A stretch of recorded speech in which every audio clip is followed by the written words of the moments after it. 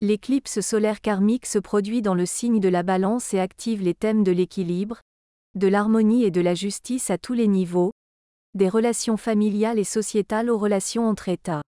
Dans le signe de la Balance se trouve actuellement la lune noire, qui introduit un élément démoniaque dans les relations. Il est intéressant de noter que l'éclipse se produit en conjonction avec la lune noire, Mercure et le nœud sud Kétu. Mercure représente notre communication, nos déplacements, nos relations personnelles et professionnelles. Kétu symbolise le karma résolu, c'est-à-dire un endroit où astérisque il n'est plus possible d'aller astérisque.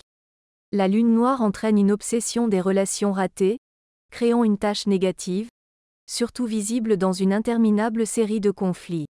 Les éclipses sont destinées à résoudre les problèmes, pour le meilleur ou pour le pire. En d'autres termes, si les personnes ou même les États n'ont pas réussi à résoudre eux-mêmes les plus grands problèmes relationnels, l'éclipse solaire intervient et les résout pour eux.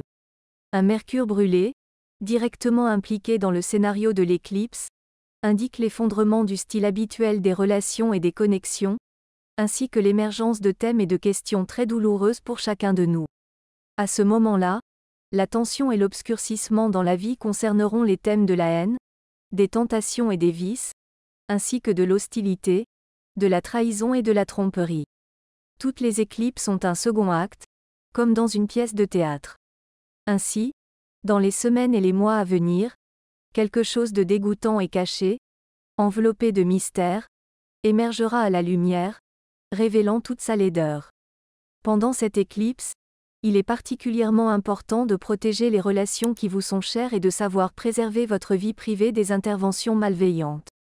En même temps, les grandes planètes collectives Uranus et Neptune sont en interaction harmonieuse, ce qui indique qu'il existe un plan divin supérieur pour la résolution globale d'une situation douloureuse depuis longtemps karmiquement résolue. Tout cela se passe pour notre bien et notre évolution. Mais Uranus et Neptune nous montrent également, de manière éloquente, que l'homme ne pourra jamais saisir le plan divin supérieur en raison de sa limitation humaine. Nous pouvons seulement supposer que, pendant cette période, les bases d'un nouvel ordre mondial sont établies sous l'influence des planètes collectives harmonieuses. Il convient également de rappeler le carré de fond entre Saturne et Jupiter, sous lequel nous nous trouvons depuis juillet 2024, et sous lequel nous devrons vivre jusqu'à l'été 2025. Ce carré limitera et freindera tous les projets bruts et nécessitant des ajustements, refroidira les ambitions et orientera tout le monde vers la monotonie des jours gris et de grandes restrictions. Pendant cette éclipse, des scénarios karmiques passés peuvent ressurgir dans votre vie. L'éclipse crée un tourbillon où se perdent tous les sentiments et désirs non réalisés, et dans ce vide, nous nous retrouvons face à nous-mêmes et à nos actions personnelles.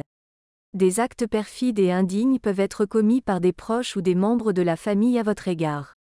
Il peut y avoir des actes inattendus de trahison, de manque de respect, d'humiliation de la dignité. Moins vous laissez vos émotions vous envahir et vous tourmenter pendant cette période, mieux ce sera.